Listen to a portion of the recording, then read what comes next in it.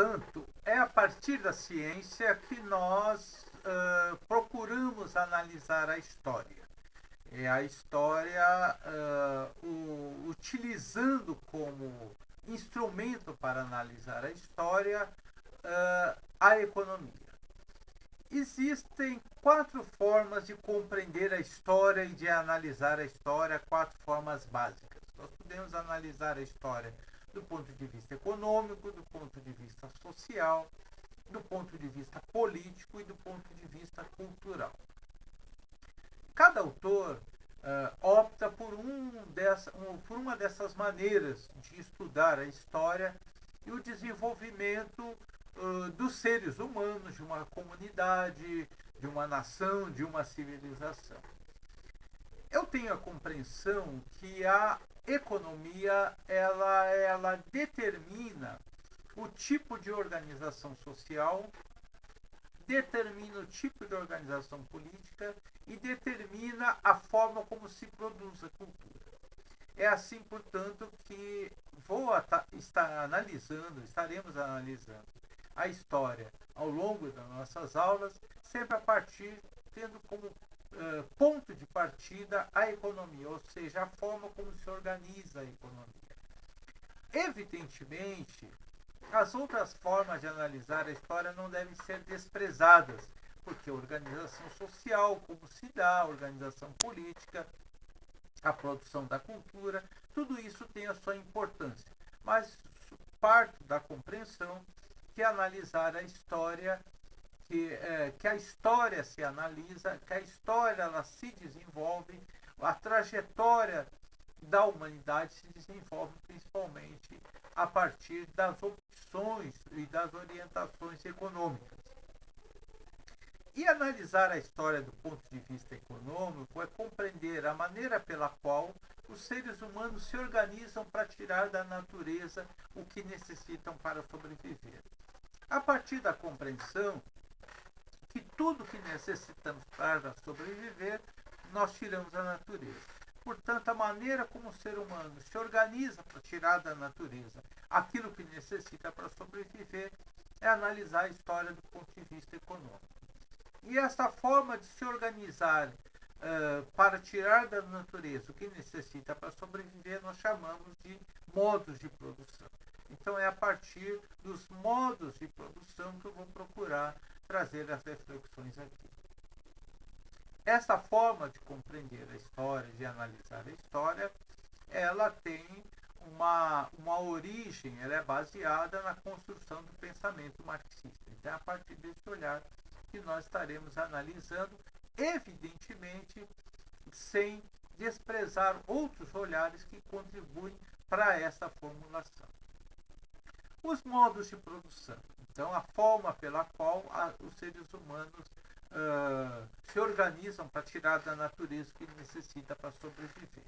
Os modos de produção são classificados em 5 modos de produção. Então, nós teríamos o primeiro, que seria o primitivo, onde as pessoas viviam da caça, da pesca e da coleta.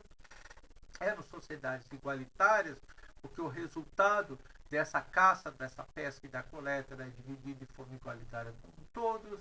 Com o advento da agricultura e da descoberta da possibilidade de deixar de caçar os animais, mas prendê-los para alimentá-los, cuidá-los e transformá-los depois em alimentação, que é a pecuária, portanto, com a descoberta da agricultura e da pecuária, tem como consequência a sedentarização. Então, os seres humanos passam a se tornar sedentários e, ao se tornar sedentários, eles vão criar um outro modo de produção que recebeu o nome de asiático, mas até um nome um pouco arbitrário, porque esse modo de produção ele se desenvolveu não só na Ásia, desenvolveu na África, na Europa, na América, mas recebeu o nome de asiático, que também eram sociedades igualitárias, pelo menos inicialmente, que essas sociedades eram todos colhiam, todos plantavam, todos recebiam a alimentação necessária produzida por todos. Então eram sociedades igualitárias. Ocorre que essas sedentarizações que aconteceram com as comunidades elas geraram sociedades diferentes. Então, tinham sociedades que se organizavam em lugares, se sedentarizaram em lugares onde tinha mais o solo era mais fértil, então conseguiam viver da agricultura, outras em solos que eram menos férteis e ao invés de viver da agricultura, muitas vezes viviam, se caracterizavam pelo saque a outras sociedades, dando início, portanto, às guerras. As guerras, a origem das guerras são a necessidade de sobrevivência. Ocorre que essas sociedades que se tornaram, ficaram caracterizadas como sociedades guerreiras, embora é importante que se diga que nenhuma sociedade era apenas totalmente guerreira, apenas ou totalmente agricultora, existiam sociedades híbridas, mas algumas se caracterizaram mais por sociedades guerreiras e que viviam de saquear e dominar outros povos. E que essas guerras normalmente eram guerras de extermínio, matava-se todo mundo e ficava com aquele alimento que era saqueado. Ocorre que com essa experiência as sociedades guerreiras começam a perceber que é melhor para elas, ao invés de matar todos e saquear o alimento, é melhor poupar a vida daquelas pessoas e obrigá-las a trabalhar para elas, produzir a alimentação e mesmo a riqueza para elas, e assim, como forma de civilizar a guerra, até de uma evolução da guerra, que sempre eram guerras de extermínio, passa-se a poupar a vida dessas pessoas e submetê-las ao trabalho forçado. Surge então um outro modo de produção, que é o escravista.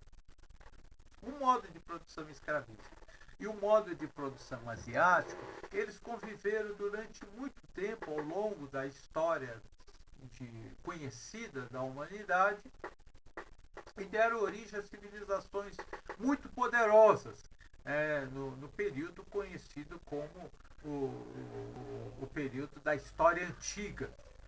E das civilizações dessas mais poderosas, tivemos a civilização persa, tivemos várias nações babilônicas, tivemos Grécia e tivemos Roma, que foi a última grande civilização desse período, que acaba se desintegrando quando os povos dominados pelo Império Romano conseguem invadir o Império Romano e o Império Romano acaba se esfacelando. Primeiramente, contudo, o Império Romano ele acaba sendo dividido em dois, que o Império Romano do Ocidente, com capital em Roma, e o Império Romano do Oriente, com a capital numa cidade chamada Bizâncio, que depois o nome foi trocado para Constantinopla, em homenagem a Constantino, e atualmente é a cidade de Istambul, na Turquia. Muito bem, o Império Romano ele acaba se esfacelando por conta das chamadas invasões bárbaras e existe uma ruralização muito grande. Os potentados romanos, chamados suceranos, eles vão para suas propriedades rurais, vão se espalhando pelos vários espaços, inclusive dominados pelo Império Romano, e dão origem a sociedades autossuficientes, fragmentadas, e essas sociedades receberam o nome de feudos. Assim surge um outro período e um outro modo de produção, que é o feudal, que, diferentemente do escravista, os feudos são sustentados pelo trabalho dos servos, que são diferentes dos escravizados. O servo é um indivíduo que ele está ligado à terra, ele é meio propriedade daquela terra e não de um outro indivíduo necessariamente. Se aquele senhor feudal perdesse aquela terra, o servo continuava na terra e ele não seguia o senhor feudal e ele não era vendido da forma como é na escravidão, principalmente na escravidão moderna que veio posteriormente. Então surge um outro modo de produção, que é o modo de produção feudal. E este modo de produção e esse tipo de sociedade é necessário que se diga que durou quase 1000 anos, de 476 depois de Cristo, com a queda do Império Romano do Ocidente, até 1453, com a queda de Constantinopla, invadido pelos turcos otomanos. Então, neste longo período de quase 1000 anos, é o período feudal, que é um modo de produção e um tipo de sociedade também.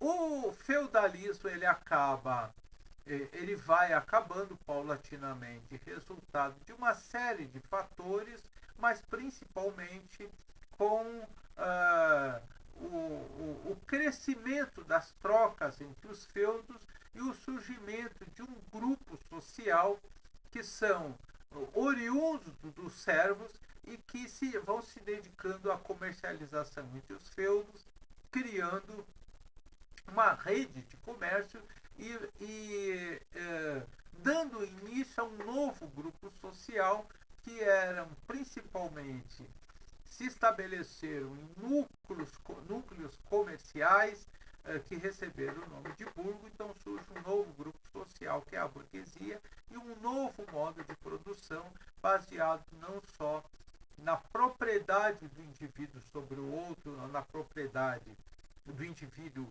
se tornar preso à terra, mas um outro tipo de relação, que é a relação baseada na compra e na venda, inclusive na compra e na venda do trabalho.